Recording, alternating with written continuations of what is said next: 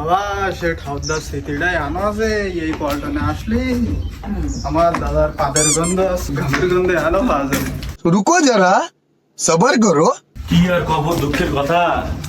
তো দাদা এলো আমার দাদার কাছে, বুঝলি, এসে গুলো যে একটা পল্টন দেবো, তো কোন জায়গায় দেবো, দেওয়ার জায়গা নেই। তারপরে এই যে গাং দেখতেছি, এই গাং কাটিলাম দাদার আমি এক সপ্তাহ লেগে সময়, এক সপ্তাহ ভিতরে কাটিয়ে ফেলিলাম দুইজন কোদাল দিয়ে।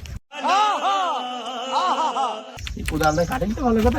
এই যে জঙ্গল দেখতেছি, এই জায়গা তো সব ছিল আমায় গিয়ে জঙ্গলে। আমার দাদা ঠাকুর দাদা মিলি এই জায়গাতে সব ধান লাগাইতো। ওই পর্যন্ত বুঝছি সব ধান লাগে বাঘ দিয়ে চাষ করতো, জানিস, বাঘ দিয়ে চাষ করে সব ধান লাগাইতো এই জায়গায়। এখন সব গাছ হয়ে কি তো বাঘটা কোন জায়গাতে নিতে তা শুনবি না, বাঘটা নিত কোন জায়গাতে, নিত আমার দাদার কাছ থেকে নিয়ে যেত। ওটা খামার ছিল আমাকে, বাঘের খামার, বিশাল বড় খামার।